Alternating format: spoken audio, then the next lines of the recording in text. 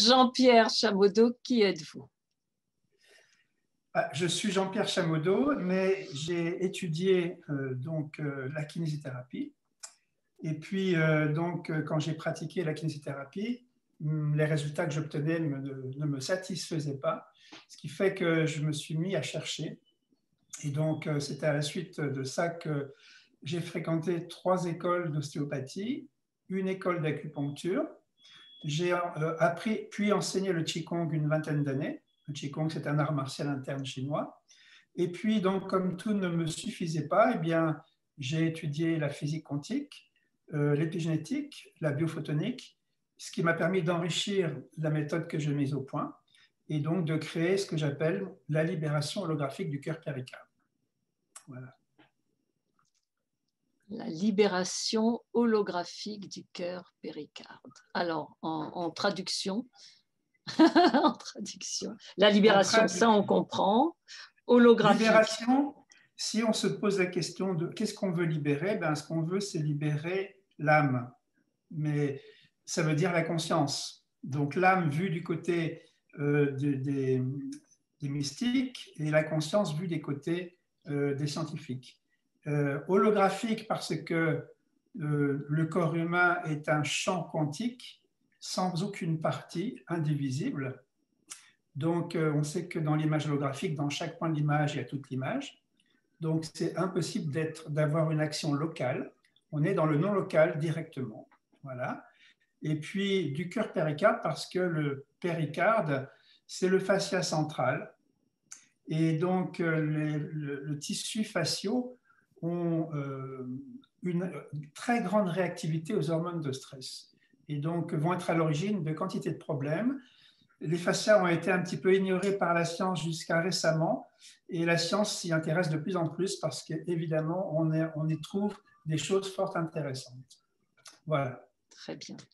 Alors, on avait parlé à plusieurs reprises donc de tous ces savants qui ont déjà démontré toutes ces choses qui nous sont dites dans les contes de fées depuis toujours, dans les saintes écritures, dans les livres de sagesse, même le livre qui s'appelle le I Ching chinois, où il y a tous ces hexagrammes, etc.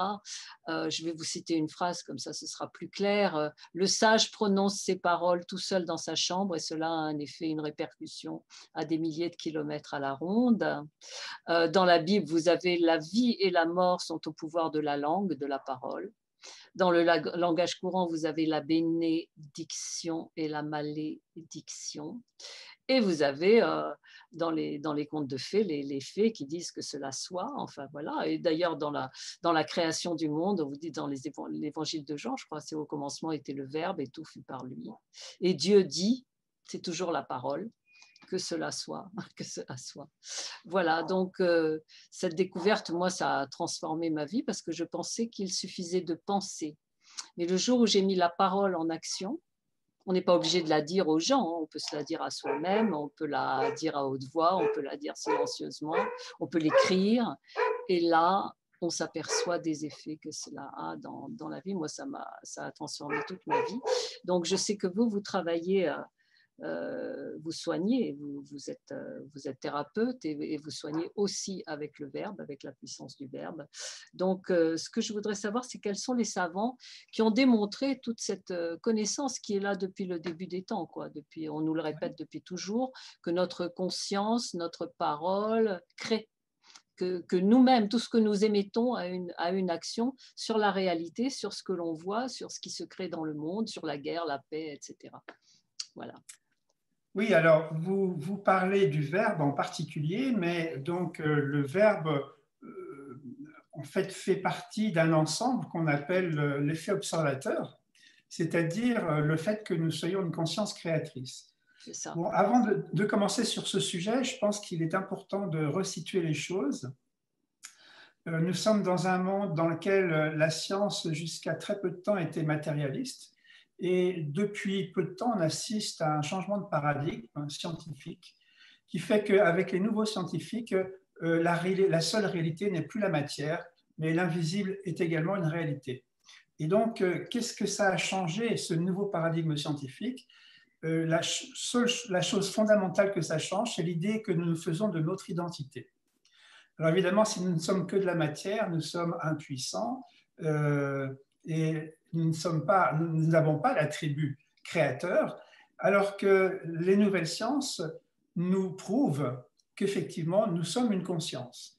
Et cette conscience, elle a plusieurs attributs. Elle est d'abord créatrice, et on va parler de l'effet observateur, et le verbe fait partie de l'effet observateur, mais dans l'effet observateur, vous avez aussi la visualisation, vous avez aussi la pensée qui est créatrice, et vous avez également le geste qui est créateur, l'action. Alors évidemment, donc on va se rendre compte que si on additionne les 3 ou les 4, on va être 4 fois plus efficace. Donc c'est pour ça que j'associe le verbe aux autres possibilités. Mais il y a aussi, nous ne sommes pas qu'une conscience créatrice, nous sommes une conscience une et indivisible. Et donc ça, c'est le 4e principe de la physique quantique, qu'on appelle intrication, et qui démontre que l'espace et le temps n'existent pas, à savoir que nous sommes dans un monde non local, et ça, si on a le temps de développer, ça justifie le fait que, effectivement, ce pouvoir créateur, nous l'avons à distance.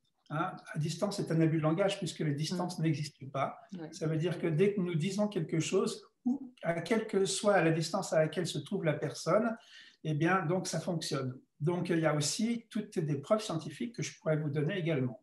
Et enfin, le 3e volet de notre nouvelle identité, nous sommes une conscience en devenir, c'est-à-dire que cette conscience, elle évolue.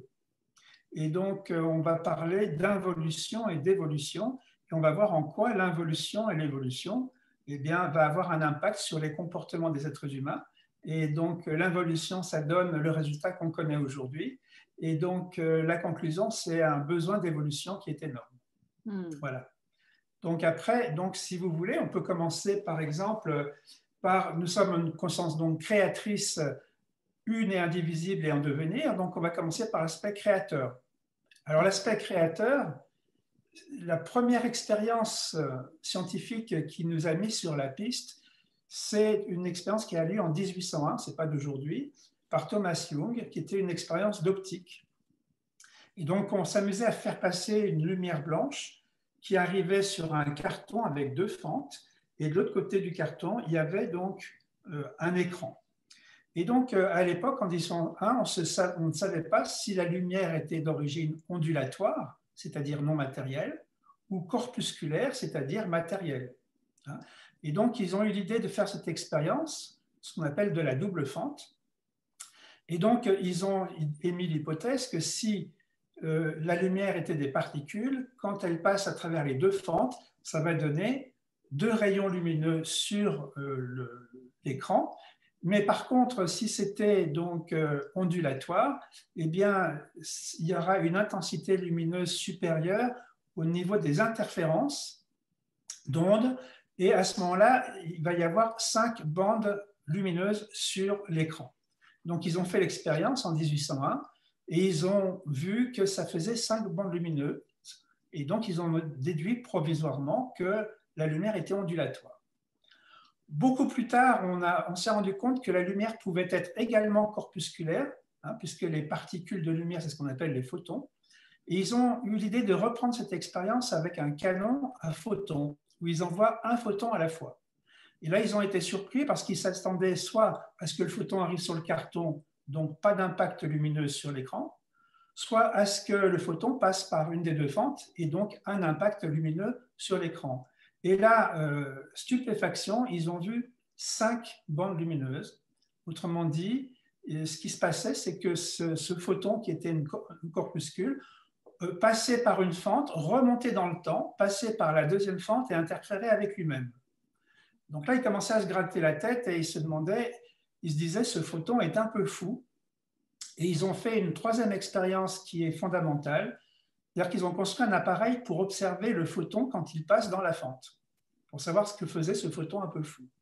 Et là, c'était encore plus fou, parce que quand quelqu'un regardait dans l'appareil pour observer, on avait donc 2 barres lumineuses, c'est-à-dire on avait affaire à des particules, donc des photons, et quand l'observateur ne regardait pas, eh bien, on avait 5 barres lumineuses, c'est-à-dire donc quelque chose de l'ordre d'ondulatoire, de non matériel. Autrement dit, quand vous avez une lumière qui est ondulatoire non matérielle et qu'un observateur observe cette lumière passer dans les fentes, il se produit ce que les physiciens appellent un effondrement de la fonction d'onde, et cette onde se transforme en particules de lumière. Autrement dit, c'est l'observateur qui, en observant l'onde, va créer les particules de lumière, c'est-à-dire de la matière.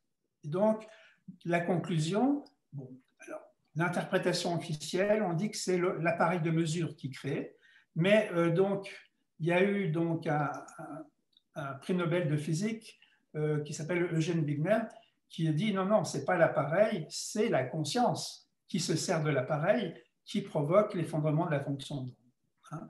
Et donc, moi, je penche tout à fait pour cette version de Eugène Wigner, donc prix Nobel de physique en 1963.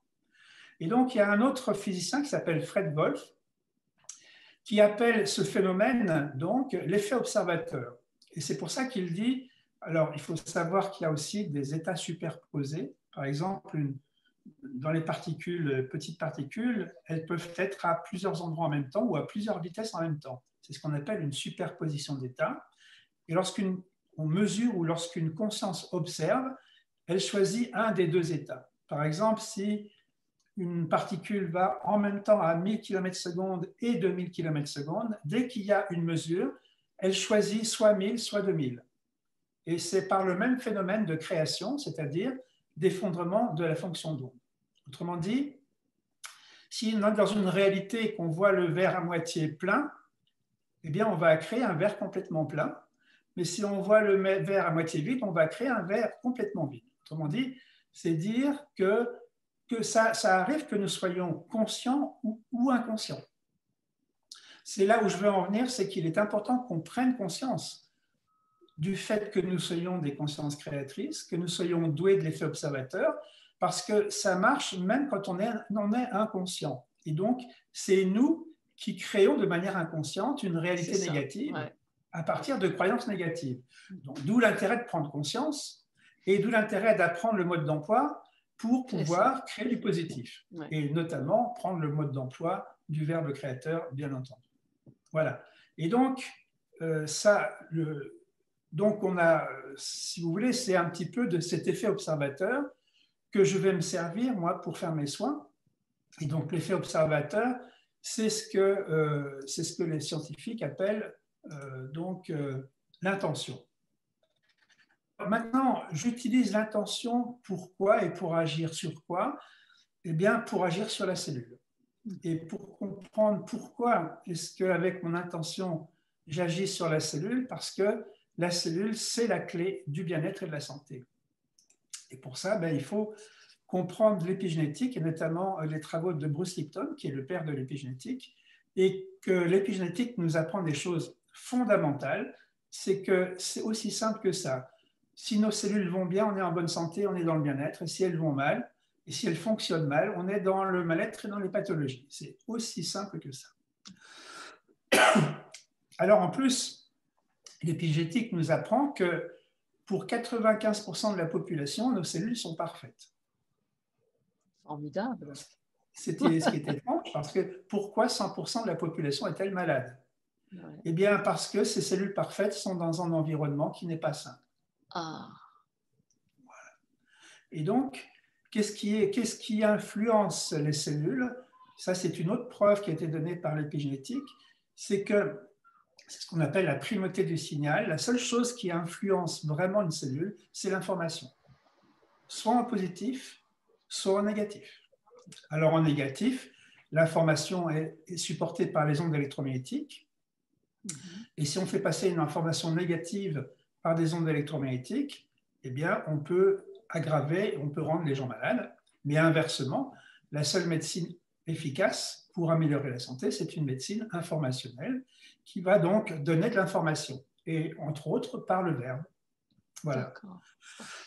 Alors, on va être d'autant plus motivé par une médecine informationnelle, qui est la médecine de l'avenir, lorsqu'on apprendra que l'épigénétique a prouvé que 95% des pathologies sont d'origine informationnelle, ce qui fait que avec la médecine informationnelle, on couvre 95% des problèmes. Donc voilà. Alors, ce que nous apprend enfin l'épigénétique, c'est que le stress va avoir un impact sur nos cellules, puisque ces cellules qui sont parfaites, si on sécrète des hormones de stress, elles vont diminuer de volume, perdre de l'eau et donc perdre de l'information. Et donc, il y a autre chose qu'il faut savoir, c'est que la cellule, pour être en bonne santé, il faut savoir que nous ne sommes pas qu'un corps, donc le corps, la matière, ce sont les cellules, mais nous sommes aussi un champ, et un champ en interaction avec le corps. Et donc, ce qu'il faut pour être en bonne santé, c'est que le champ, qui est le champ du vide quantique, l'information qui passe du champ à la cellule et de la cellule au champ doit passer librement. Et là, à ce moment-là, qu'est-ce que le champ envoie aux cellules, le mode d'emploi, pour qu'elles fonctionnent bien. Or, dès que vous sécrétez des hormones de stress, les cellules se ferment et se déconnectent du champ de conscience, ne reçoivent plus l'information, ne reçoivent plus leur mode d'emploi, commencent à dysfonctionner, ça donne toutes les pathologies qu'on connaît. Autrement dit, ce que je vais, c'est me servir de l'effet observateur pour pouvoir reconnecter les cellules pour qu'elles puissent à nouveau recevoir le mode d'emploi depuis le champ du vide quantique. Voilà.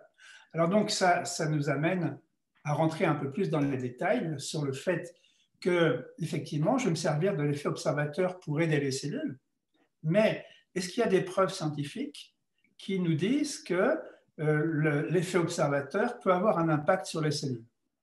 C'est là que j'ai découvert, lors de mes recherches, un médecin qui s'appelle le docteur Leonard Lasko, qui est un médecin américain et qui a fait des expériences sur des cellules in vitro, c'est-à-dire en dehors du corps, pour qu'on ne puisse pas lui opposer l'effet placebo. Et ces expériences ont démontré l'impact de l'intention, de l'effet observateur, donc du verbe, sur les cellules. Donc lui, il a fait des expériences sur des salmonelles, et donc il a redemandé par l'intention, donc il faut savoir que l'effet observateur, c'est l'intention, et que l'intention peut passer par 4 canaux, par le verbe, par la pensée, par la visualisation et par le geste. Bien. Donc, Leonard Lasko a fait une expérience en demandant aux salmonelles de diminuer leur taux de reproduction par la pensée. Résultat statistique, 20% de baisse du taux de reproduction. Puis, il a fait une deuxième expérience en le demandant par la pensée, mais en plus en visualisant le fait que le nombre de cellules diminuait. Il a obtenu 40%. Alors, quand j'ai appris ces travaux, j'ai sauté de joie parce que moi, dans ma technique, j'utilise l'intention par les 4 possibles. L'intention par le toucher, c'est 20% d'efficacité, plus l'intention par la pensée, 20% de plus par le verbe, plus par la visualisation. On obtient un total de 80% en termes d'efficacité. Voilà. Alors maintenant, ça, c'est pour l'aspect créateur. Mais maintenant, il y a un autre aspect. Nous sommes, rappelez-vous, une conscience une. Et il est important de le comprendre et de comprendre que l'espace et le temps n'existent pas pour qu'on puisse comprendre effectivement que quand on agit avec l'intention, c'est quelle que soit la distance, puisque finalement, il a été démontré que l'espace et le temps n'existent pas. Alors, les scientifiques qui sont à l'origine de cette découverte, eh bien, ça commence, si on veut, l'histoire un petit peu, l'histoire des scientifiques, ça a commencé par un petit peu une sorte de duel entre 2 physiciens à l'époque. Il y avait un duel entre donc Albert Einstein et un duel entre Albert Einstein et Niels Bohr. En fait, Niels Bohr était le père de la physique quantique, mais cette physique quantique n'était pas... Il était en pleine recherche et en pleine élaboration de ce concept de physique quantique. Et Einstein aimait bien comment dirais-je, le taquiner en lui posant des petites devinettes qui étaient censées démontrer à Niels Bohr que sa théorie quantique ne tenait pas la route. Et ce qui était sur le plan de l'histoire, il faut savoir que Niels Bohr a répondu à chacune des devinettes de Einstein pour finalement arriver au fait que effectivement la physique quantique tienne la route et qu'elle soit une science complète. Alors, la dernière devinette qu'avait posée Einstein à Niels Bohr, c'est ce qu'on appelle le fameux paradoxe EPR. Donc, pour tous les gens qui font de la physique, allez voir sur Internet et vous tapez paradoxe EPR. En gros, De quoi s'agit-il? Eh bien, c'est que quand on bombardait un atome, il y avait deux électrons, deux photons qui sortaient, mais à des directions opposées. Donc, qui s'éloignaient de l'atome, chacun à la vitesse de la lumière. Et il faut savoir que les photons avaient un sens de rotation, ce qu'on appelle un spin. Et quand on changeait le spin, le sens de rotation d'un photon, instantanément, le spin de l'autre photon changeait. Et donc, Einstein disait ça voudrait dire qu'il y a une information qui passe d'un photon à l'autre, mais forcément à 2 fois la vitesse de la lumière. Et il avait démontré qu'on ne pouvait pas dépasser la vitesse de la lumière. Enfin, il pensait l'avoir démontré à l'époque, ça a été remis en question. Et euh, en fait, simplement, Einstein posait ce paradoxe un petit peu pour embêter Niels Bohr.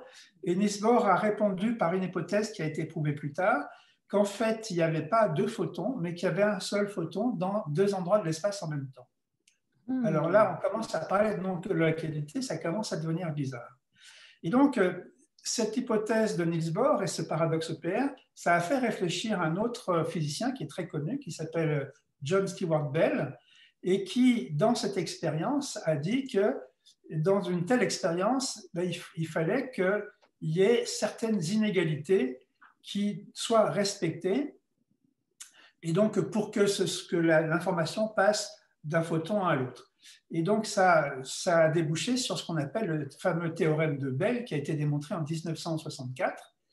Et donc ça, c'était le résultat de la réflexion de John Seward Bell suite à cette hypothèse de Niels Bohr. Et donc, cette hypothèse de Bell et ses inégalités de Bell, eh bien, ça a fait réfléchir à un autre physicien qui s'appelle Alain Aspect et qui, en 1982, va faire l'expérience qui va démontrer que, effectivement, l'espace n'existe pas, que tout est intriqué, autrement dit, aucun objet matériel n'est séparé d'aucun objet matériel, parce que la matière est définie par un proton, et que les protons, il y a ce qu'on appelle des trous de verre entre chaque proton de l'univers, qui fait que rien n'est séparé et que tout est un seul être vivant, indivisible. Voilà. Et donc, cet être vivant, cette conscience, c'est la conscience de l'univers qui est indivisible. Et voilà. Donc, c'est ce qu'on appelle la non-localité. Et cette non-localité montre que si on agit à un endroit de l'univers, ça a une répercussion de l'autre côté de l'univers, bien entendu, non pas parce qu'on est fort, mais parce que c'est l'univers qui est comme ça. D'accord. Voilà. Wow. Donc, voilà. Donc, tout ça pour nous amener au verbe. Et pour nous amener au verbe. Et Alain Aspect a été, enfin, tous les travaux ont été reconnus et voilà. Donc, il y a eu évidemment des physiciens qui ont amené des réflexions et qui ont émis des objections. Et donc, il y a tout un groupe scientifique qui a tenu compte de ces objections et qui a recommencé l'expérience et qui a démontré que, eh bien, le résultat était le même, les inégalités n'étaient pas respectées, et donc ça prouvait finalement ce qu'on appelle l'intrication. Et donc, ça a donné, finalement, c'est là que la physique quantique a été considérée comme complète et est devenue une science à part entière et incontournable. Et c'est ce nouveau paradigme scientifique, parce que si nous sommes, en fait, c'est ce que disent les sages depuis des milliers d'années, nous sommes tous un. Oui. Donc, ça veut dire que vous n'êtes pas séparés de moi. C'est comme si vous étiez ma main. Et donc, si vous n'êtes pas séparés de moi, c'est que nos intérêts sont communs. J'ai intérêt à ce que vous soyez en bonne santé si je veux, moi, être en bonne santé. Alors qu'avec la conception matérialiste, nous sommes séparés, nos intérêts sont divergents, donc vous êtes une concurrente éventuelle, un ennemi potentiel, et donc ça justifie la guerre et ça va servir la mort. Mais ce nouveau paradigme quantique nous démontre qu'en fait, il n'y a pas de séparation et que nous sommes tous un. C'est ce que disent les physiciens, c'est ce que disent les sages depuis des milliers d'années. Maintenant, c'est prouvé depuis 1982. Et toutes les expériences qui ont été faites après Alain Aspect vont dans le même sens et trouvent les mêmes résultats. Donc, c'est devenu quelque chose qui est assez solide maintenant. Et c'est ça qui est en train de se passer en ce moment, cette révolution, parce que c'est une révolution, ça révolutionne tout. C'est ça. Ce qui se passe, en fait, c'est qu'on arrive au bout du matérialisme. On sait que ça ne marche pas. Mais c'est vrai qu'il y a certaines personnes qui ont profité de ce matérialisme et qui ont un intérêt à ce que ça reste.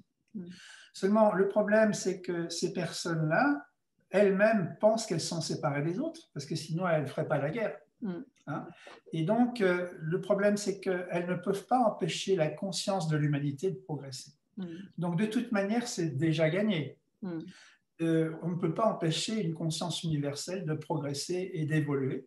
Et donc, on peut peut-être la retarder de quelques mois, quelques années, je ne sais pas, mais on ne peut pas l'empêcher d'avancer. Voilà. Alors, oui, c'est comme une contagion, en fait. La conscience. Cette prise de conscience qu'on est tous un et qu'on est tous co-créateurs ensemble, etc. Ben, c'est ce qu'on appelle la théorie du centième singe. Effectivement, chaque conscience individuelle est connectée à la conscience collective. Donc, à partir du moment où il y a des individus qui font des prises de conscience, c'est toute la conscience de l'humanité qui en profite, et donc toute la conscience de l'univers. Formidable. Et donc, on ne peut pas empêcher l'information de passer d'une conscience à une autre conscience. Hein? Mais ce qu'on peut, c'est peut-être accélérer l'évolution des gens. Parce que si on reste dans cette involution qui prône la guerre, hein, on risque de terminer assez mal. Et donc là, on est dans une situation dans laquelle il serait peut-être intéressant de prendre conscience de cette unité. C'est ce que font beaucoup d'enseignants en ce moment. Hein. On s'est tous levés pour répéter ce que l'on dit depuis longtemps, etc., pour enseigner, quoi. Cette chose essentielle. Et alors, dans vos soins, vous voulez qu'on en parle un petit peu maintenant? Quel genre de paroles vous utilisez, par exemple, entre autres? Oui. Alors, donc, je vais utiliser la parole, on va parler de la parole. Mais justement, pour agir sur les cellules, donc on a vu que d'après l'épigénétique, c'est la cellule est la clé de la santé. Et donc, quand on a des hormones de stress, la cellule diminue de volume et se déconnecte du champ du vide quantique. Et donc, je vais me servir en fait de mon verbe, mais aussi de la visualisation et de la pensée pour pouvoir aider les cellules à retrouver leur volume, c'est-à-dire à se remplir d'eau. Il faut savoir que l'eau, c'est l'interface entre le vide quantique et la cellule. Et donc, en fait, l'information passe du vide quantique, arrive dans l'eau de la cellule, et passe de l'eau de la cellule à la cellule elle-même. Si les hormones de stress font que la cellule diminue de volume, forcément, la cellule perd de l'eau. Et donc, elle perd l'information. Voilà. Et donc, mon propos, c'est d'aider les cellules à retrouver leur volume idéal, à se remplir d'eau pour qu'elles soient à nouveau connectées au champ du vide quantique. Et pour ça, je vais me servir du verbe et je vais mettre au point ce que j'appelle une prière. Au début, j'appelais ça une formule magique et je me suis rendu compte c'est la même chose. C'est la même chose. Pas tout à fait, parce que dans la formule magique, on est un petit peu autoritaire, alors que dans la prière, on met Dieu entre nous et la personne que l'on souhaite traiter.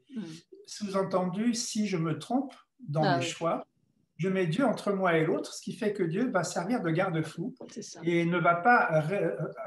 donc, il n'y a aucun risque d'erreur possible. Et puis, voilà. Donc, c'est un peu un garde-fou pour qu'il n'y ait jamais d'erreur possible. Et donc, évidemment, je vais commencer par une prière qui se fait en une phrase.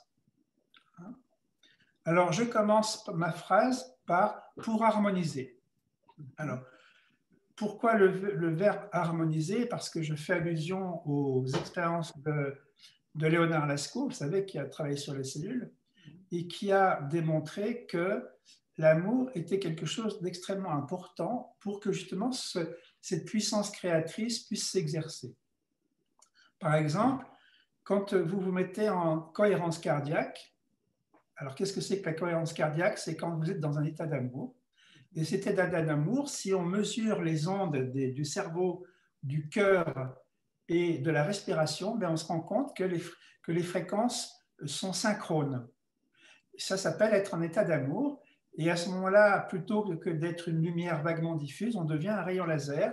C'est de la lumière ordonnée, si vous voulez, hein, et donc cohérente. Le mot exact, c'est cohérente. Et donc, quand on est en cohérence de phase, le pouvoir créateur est décuplé. Hein. Et donc, ça, c'est la première chose. Deuxième chose, avec l'amour, on peut créer un champ d'amour entre les cellules qu'on souhaite aider et notre conscience. Et l'intérêt, c'est que quand on crée un champ d'amour, ça veut dire qu'on se met à vibrer à la même fréquence que les cellules. Et donc, quand on vibre à la même fréquence, je ne sais pas si vous avez joué au talkie-walkie quand vous étiez enfant, mais si vous mettiez sur la bonne fréquence, vous pouviez parler à l'autre, mais si vous n'étiez pas sur la bonne fréquence, ça ne passait pas. Donc, l'intérêt de l'amour, c'est de se mettre sur la fréquence des cellules pour envoyer un message et de l'information aux cellules.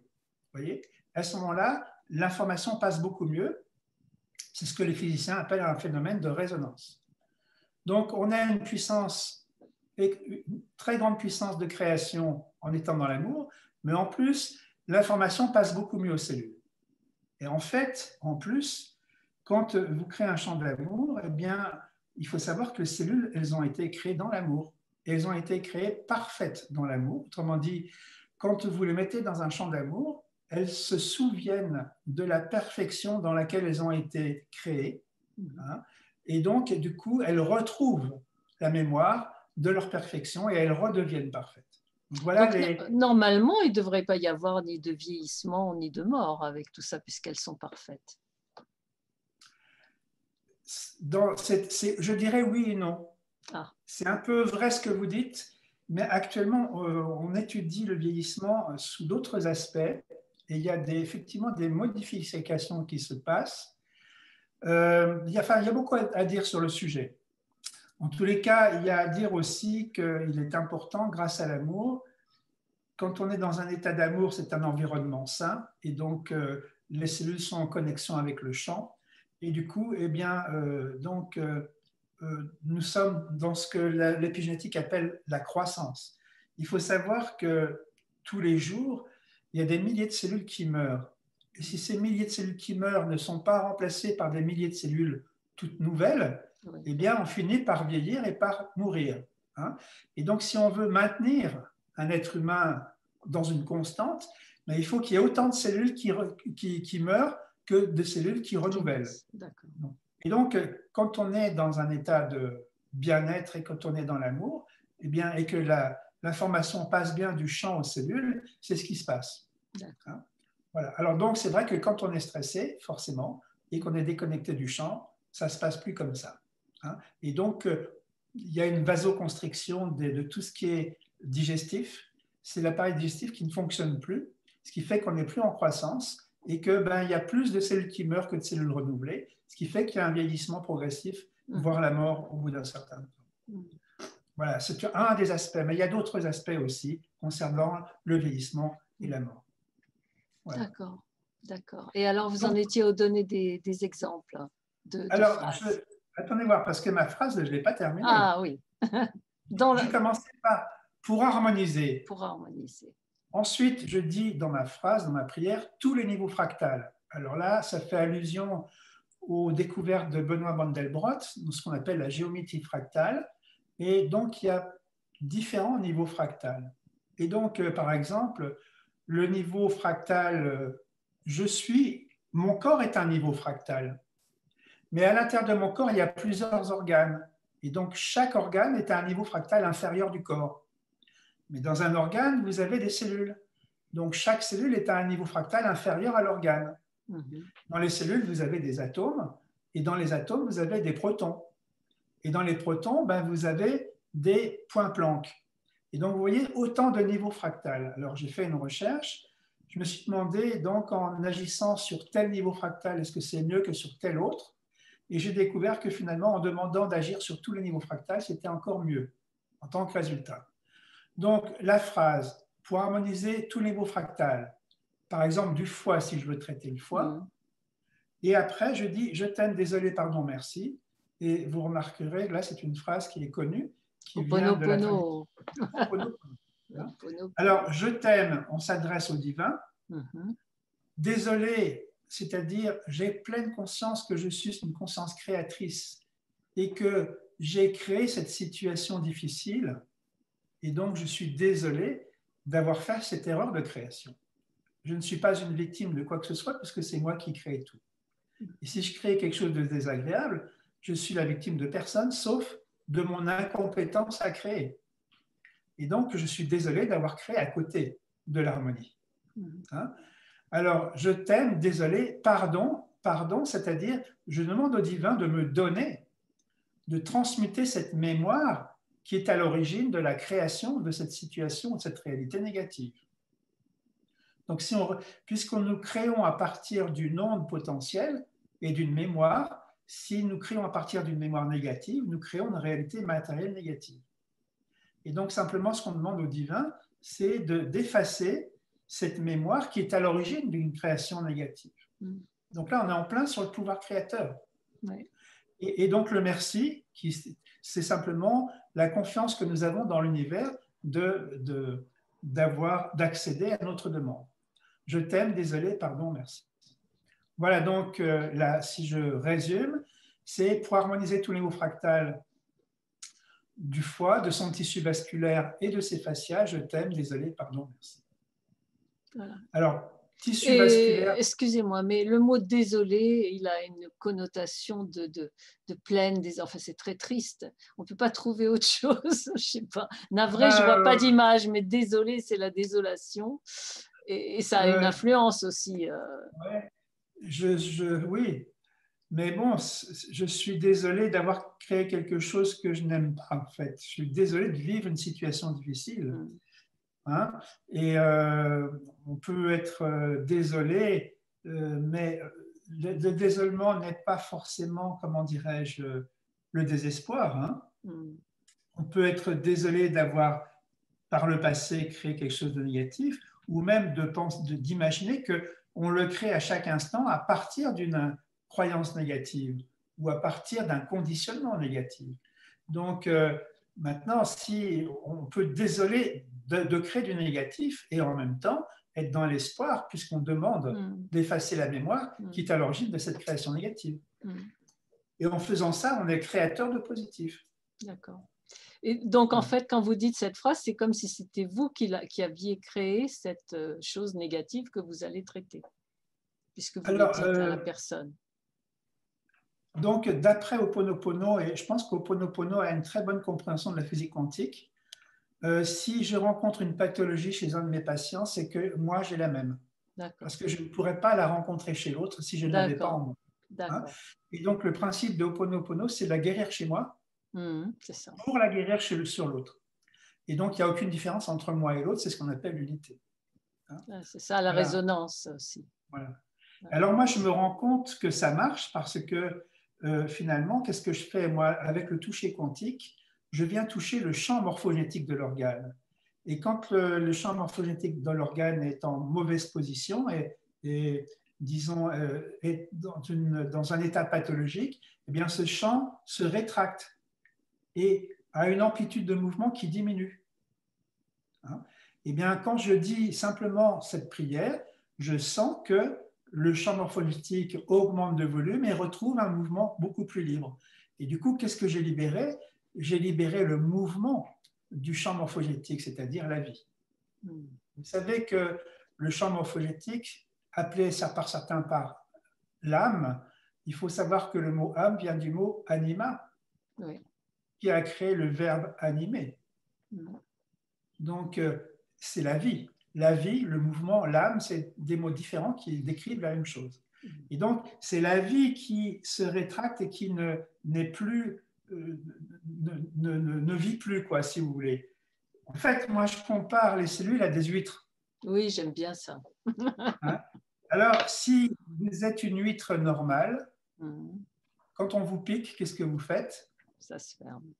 Vous vous fermez. Et si vous vous sentez aimé, qu'est-ce que vous faites? Vous vous ouvrez. Et c'est normal de s'ouvrir quand on se sent aimé parce qu'on est gourmand, on a envie d'en profiter. Et c'est normal de se fermer quand on se sent agressé parce qu'on se protège. Donc rien n'est plus normal qu'une huître normale. Eh bien, nos cellules sont des huîtres normales.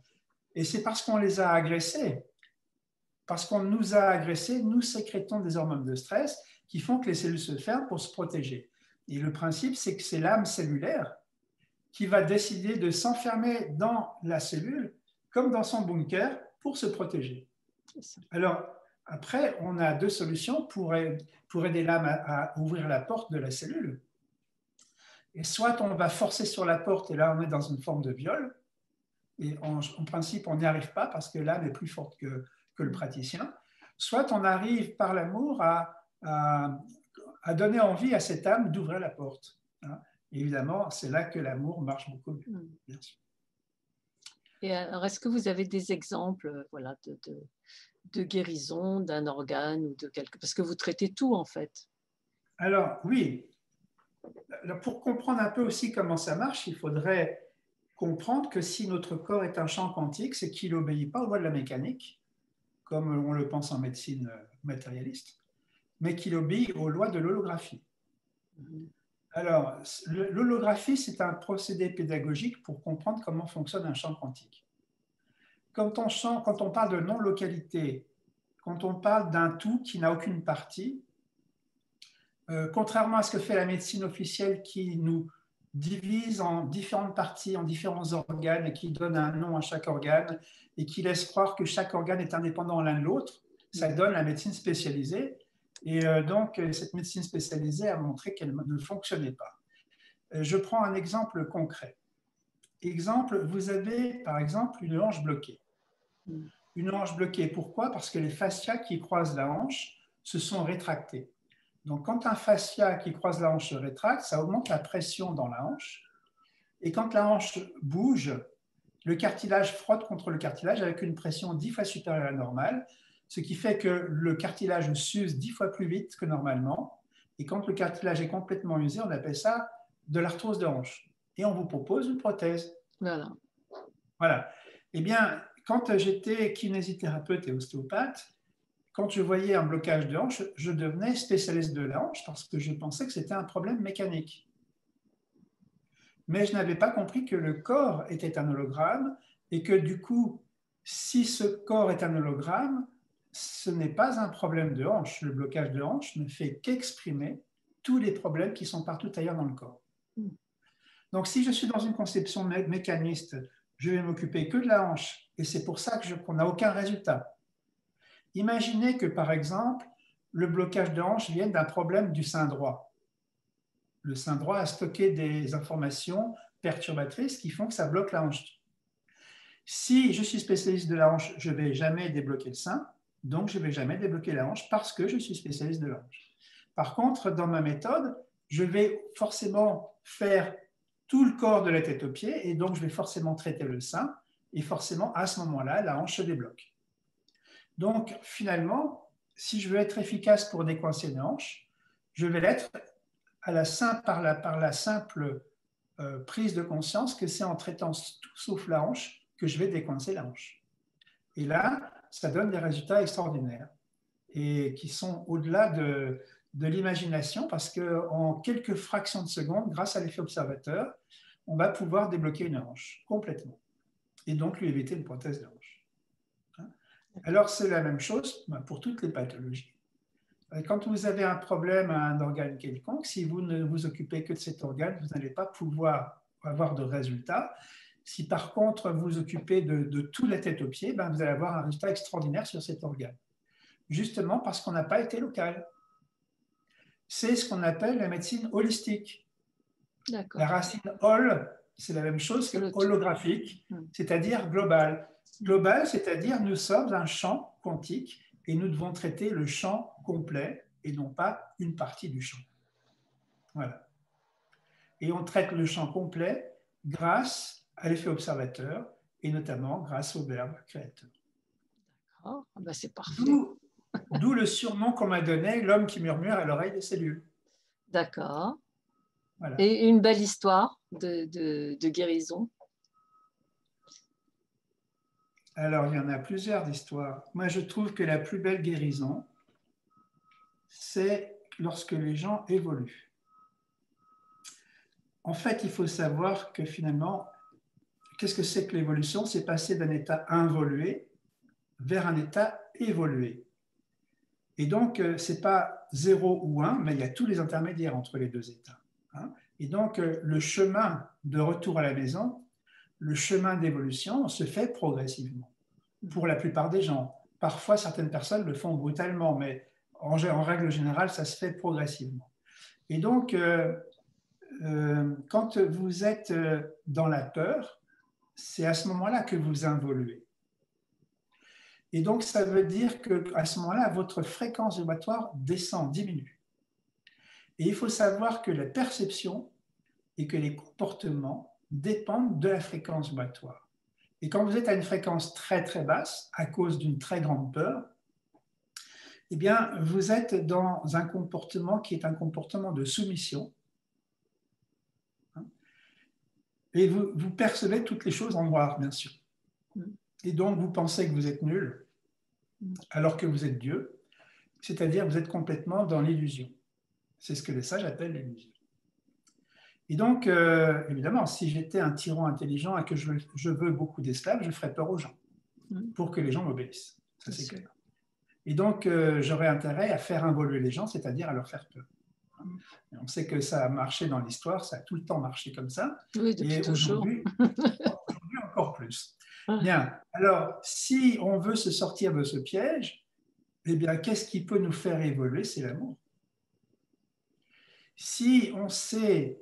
Alors, l'amour, c'est une intention, mais c'est une intention qui est quand même sur des bases scientifiques. On a compris le mode d'emploi quand même. Si on a bien compris le mode d'emploi et qu'on peut rassurer un petit peu les gens, s'ils ont un petit peu moins peur que lorsqu'ils sont esclaves, ils deviennent rebelles.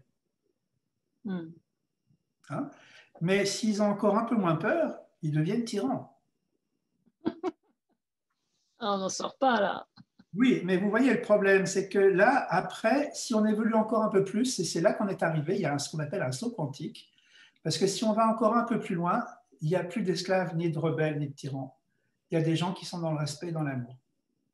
Et c'est ce saut quantique qu'on est en train de faire, et c'est ce saut quantique que certaines personnes essayent de nous empêcher de faire. D'accord.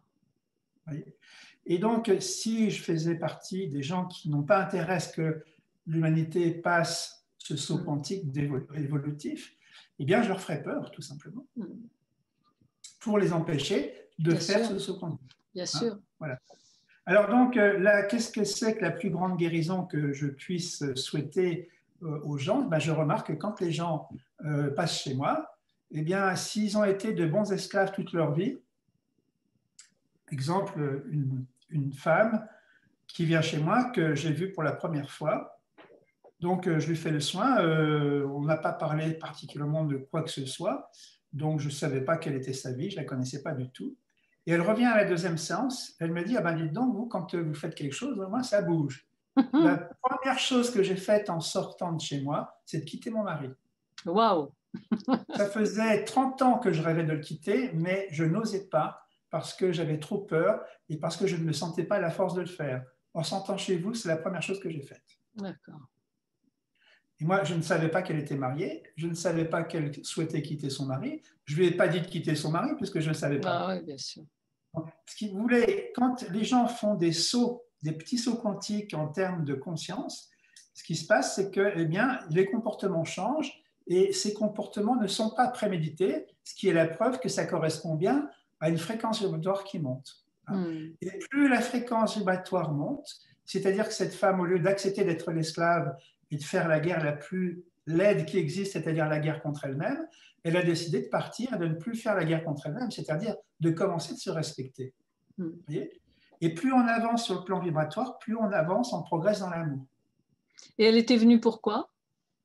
Comme elle ça. était venue pour des douleurs, parce que quand elle avait des douleurs, ok. Évidemment que ces douleurs ont disparu. D'accord. Elle avait des douleurs où ça, vous vous souvenez? Au niveau lombaire, elle avait des... D'accord. Mais vous savez, on ne peut pas relier un problème précis à une région du corps précise, parce que c'est variable en fonction d'une personne à l'autre. En plus. Alors bon, bah, évidemment, si on veut parler de choses concrètes, une personne qui arrive avec une migraine, elle ressort, elle n'a plus de migraine.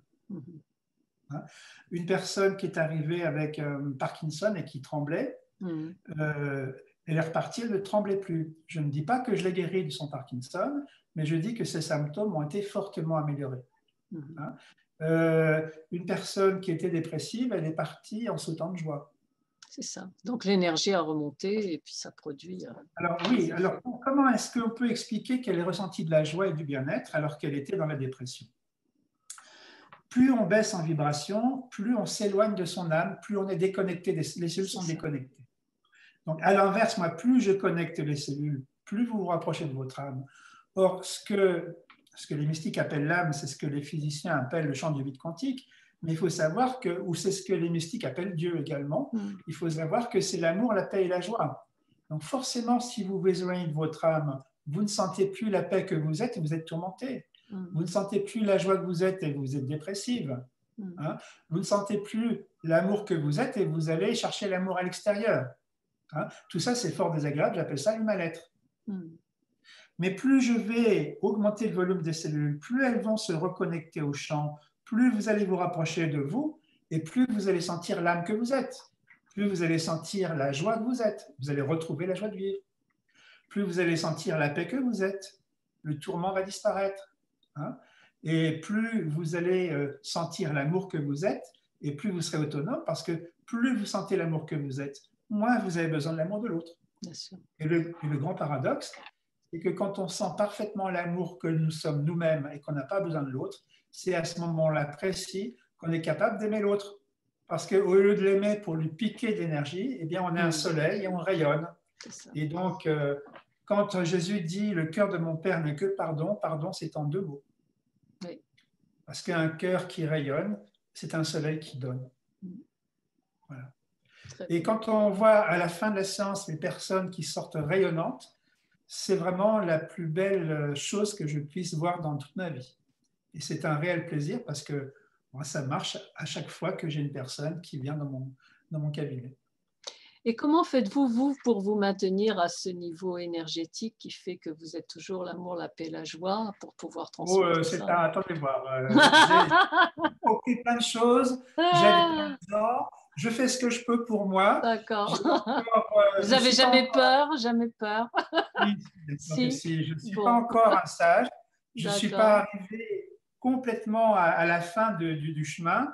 Je ne prétends même pas être un sage parce que pour prétendre être un sage, il faut être arrivé au bout du chemin. Donc, comme je n'y suis pas arrivé, je suis en chemin comme tout le monde et j'essaye de faire de la recherche pour trouver des astuces pour aider les gens à avancer sur leur chemin de conscience, tout simplement. Donc, ça m'arrive bien entendu d'avoir peur, mais comme vous savez, on a parlé de non-localité, hein, grâce à Alain Aspect, on sait que ça marche et que ça y a une base scientifique, eh bien, ça veut dire que les soins à distance fonctionnent. Bien sûr. Donc, ça veut dire qu'à distance, j'ai les mêmes résultats que quand les gens viennent me voir. Donc, ce qui est quand même intéressant parce qu'il y a beaucoup de gens qui ne peuvent pas se déplacer et qui peuvent accéder aux soins que je propose. Mais l'autre aspect intéressant de la chose, c'est que du coup, je peux me soigner moi-même. Et donc, je peux me appliquer ce protocole de libération holographique du cœur péricarde sur moi. Et c'est effectivement, c'est une anecdote, je donne des formations sur la méthode que je propose et j'ai un de mes élèves qui me dit, je lui avais confié que je m'étais fait un soin juste avant le stage. C'était son 2e stage ou son 3e stage. Et il m'a fait un retour à la fin du stage en me disant, alors j'espère que pour le prochain stage, tu vas te faire un autotraitement avant parce que c'était super ce que tu as trouvé pendant le stage. D'accord. Voilà. Donc effectivement, si vous voulez, on peut quand même arriver efficacement à avancer sur ce chemin. Je crois que ça ne va pas prendre des milliers d'années parce que quand on voit le résultat qu'on obtient en une seule séance et quand on voit les gens rayonner à la fin de la séance, d'abord, ils n'ont plus mal, des pathologies qui disparaissent et en plus, ils rayonnent et leur comportement change. Évidemment, c'est très agréable. Et vous avez des infos sur ce qui se passe dans la personne ou pas du tout? Vous êtes sur ce qui se passe dans son corps, par exemple, elle vient pour mal, je ne sais pas quoi. Je scanne systématiquement tout le corps. C'est ça. Vous avez des globales. Ouais. Donc, je scanne systématiquement tout le corps pour chaque séance. Donc, quand je dis systématiquement tout le corps, chaque zone du cerveau est scannée, chaque zone du cœur, je m'occupe de chaque artère coronaire, de chaque centimètre de chaque artère coronaire, etc. Donc forcément, je scanne absolument tout de A à Z. Et quand vous dites je scanne, vous voyez à Alors, travers ce scanner interne? alors, il y a le toucher quantique. On n'en a pas Oui, parlé. oui. C'est l'intention par le geste. Mm. Et donc, le toucher matérialiste, c'est quand ma main de matière touche le corps de matière de la personne. Maintenant, le toucher quantique que j'ai mis au point, c'est la conscience qui touche la conscience. Donc, j'amène ma conscience dans ma main et je pose ma main pas loin de l'organe que je souhaite aider et j'appelle la conscience de l'organe dans ma main. Mm. Donc, la conscience de l'organe vient coller à ma main et donc je fais un avec la conscience de l'organe. Et c'est là que je peux agir et que je peux donner des informations et que je sens que le champ augmente. Donc, le toucher quantique est non local, c'est-à-dire que l'intérêt, ce n'est pas où je mets mes mains, mais c'est où je mets ma conscience. Et donc, non local, quand j'ai quelqu'un sous la main, c'est intéressant, mais quand j'ai quelqu'un à 50 000 km, c'est également intéressant parce que le résultat est le même. Et du coup, j'arrive à sentir, effectivement, je peux vous dire, telle artère coronaire était un peu serrée par rapport à telle autre, ou des choses comme ça. Et instantanément, c'est instantané au moment où vous faites. L'effet observateur, c'est immédiat. Et c'est ça qui scotche les gens quand ils viennent chez moi. Parce que quand vous avez une épaule qui est bloquée à 20 degrés et qui, en une fraction de seconde, se retrouve à 150 degrés, par exemple, ça, c'est spectaculaire. Et les gens ont vraiment du mal à... Parce que je leur dis avant, ils me disent oui, oui, cause toujours, c'est intéressant. Mais quand je leur montre et que ça se passe comme ça, ils disent ah ben oui, c'est vraiment comme ça que ça se passe. C'est-à-dire, oui, quand on dit les choses, c'est une chose, mais quand on les vit et quand on les expérimente, c'est une autre chose. Voilà.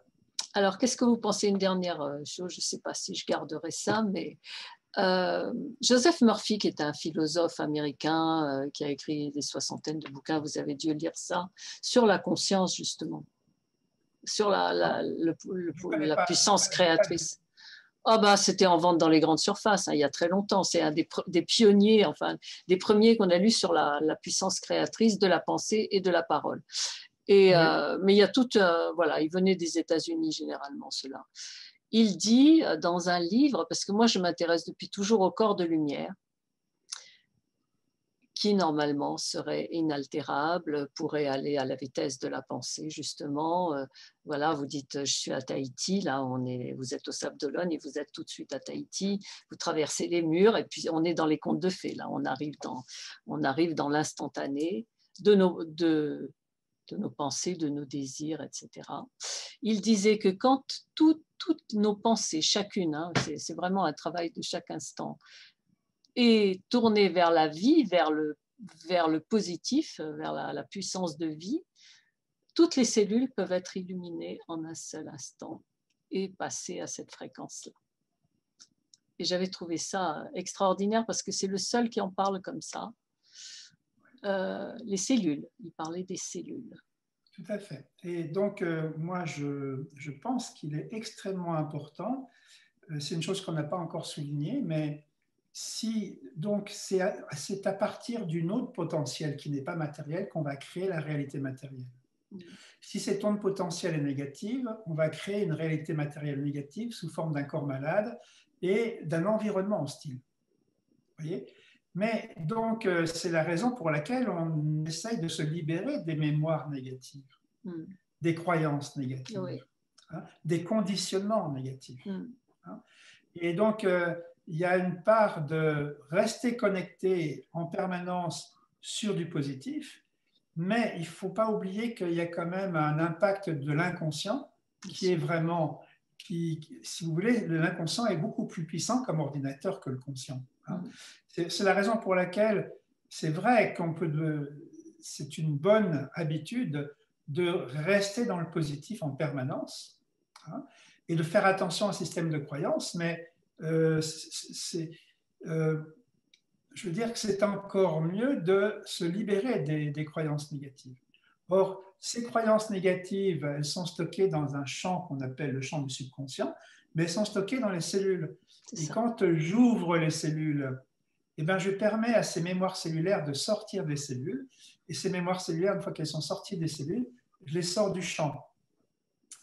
Voilà, donc après, est-ce qu'on peut se débarrasser de l'information et comment on peut le faire? C'est toute l'histoire. Mais c'est vrai que le but, c'est en fait, si on veut être bien, c'est permettre aux informations nécessaires d'arriver et se libérer de toutes les informations qui nous perturbent. C'est ça. Voilà.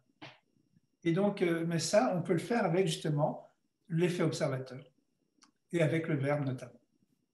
J'aime beaucoup cette histoire d'effet observateur parce que j'ai toujours remarqué que chez les photographes, parce qu'autrefois je faisais de la photo, et pour une même photo, ça dépendait vraiment du photographe. On pouvait être très belle ou très quelconque ou très moche.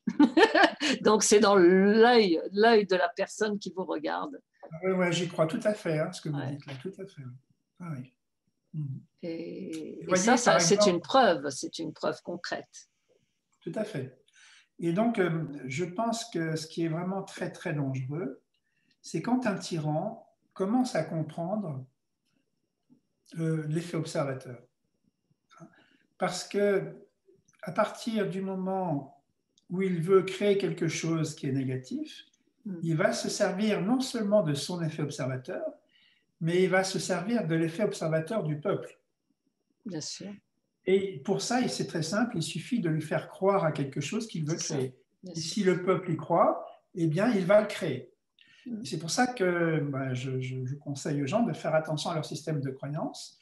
Peut-être qu'on leur dit des choses qui ne sont pas justes. Peut-être que le danger n'est pas aussi important qu'on l'imagine. Seulement, comme le dit Bruce Lipton, ce qui est important, ce n'est pas la réalité, mais la perception qu'on en a. C'est ça. Et donc, si vous avez la perception qu'on est dans une épidémie qui est hyper dangereuse, vous allez créer cette réalité. Et donc, si on vous le dit à longueur de journée, mais vous n'êtes pas obligé d'écouter les informations mainstream qui vous disent des choses comme ça. Et vous n'êtes pas obligé de gober naïvement tout ce qu'on vous dit.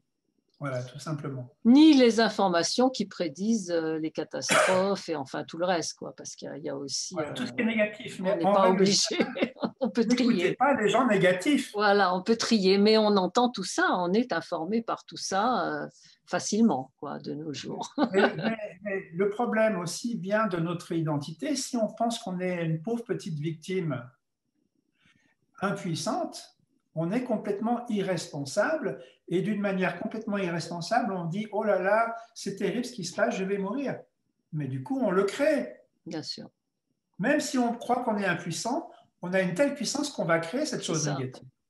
Donc, je dis aux gens, réveillez-vous. Hein, la réalité n'est pas aussi négative que vous l'imaginez. Hein, vous êtes des dieux.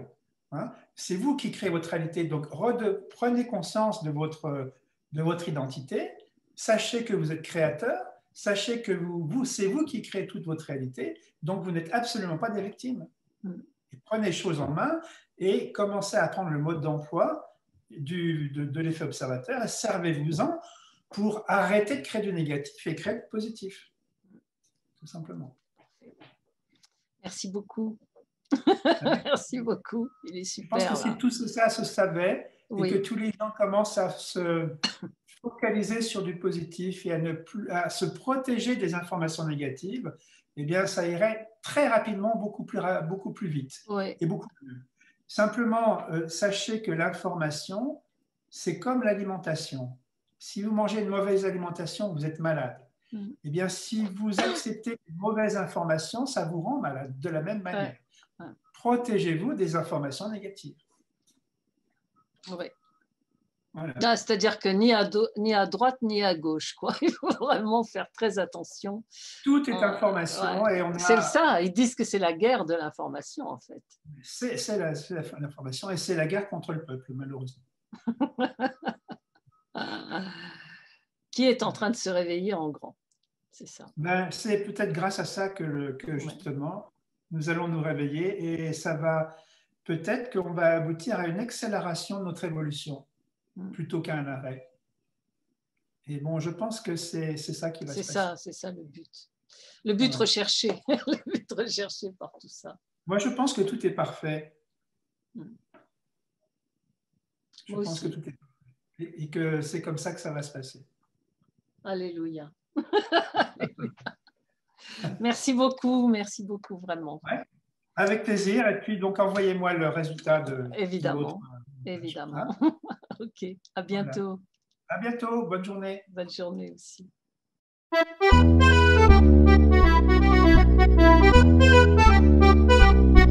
Si tu veux que je grandisse, que je rayonne ma lumière, si tu veux que j'épanouisse le meilleur en moi, n'insiste pas sur les manques et les faiblesses, n'insiste pas sur tout ce qui ne va pas. Dis-moi plutôt des mots doux comme des caresses, des mots d'amour, et je t'en prie souris-moi. Si tu veux que moi j'unisse les courants des ondes contraires, si tu veux que j'aboutisse au meilleur de moi, si tu veux que je rassemble pour toi les biens de la terre, si tu veux qu'on vive ensemble pour une vie de joie, glisse en silence sur nos peurs et nos tristesses, glisse en silence sur tout ce qui nous abat. Dis-moi les mots qui mettent le cœur en liesse, raconte-moi ce qu'il y a de bon chez moi, remplis-moi d'idées nouvelles sur la beauté originelle, sur les dons que je recèle, tu m'enchanteras. Emmène-moi sur tes ailes, trouver la jeunesse éternelle, les baisers au goût de sel qui donnent la joie. N'insiste pas sur les manques et les faiblesses, n'insiste pas sur tout ce qui ne va pas. Dis-moi plutôt des mots doux comme des caresses, des mots d'amour, et je t'en prie souris-moi. Couvre-moi d'un arc-en-ciel, prédis-moi la vie de mes rêves, tu me fais pousser des ailes quand tu m'offres ça. Nourris-moi de lait, de miel, les montagnes je les soulève, je sens que la vie est belle quand tu fais comme ça. Dis-moi plutôt des mots doux comme des caresses, des mots d'amour, et je t'en prie souris-moi. Dis-moi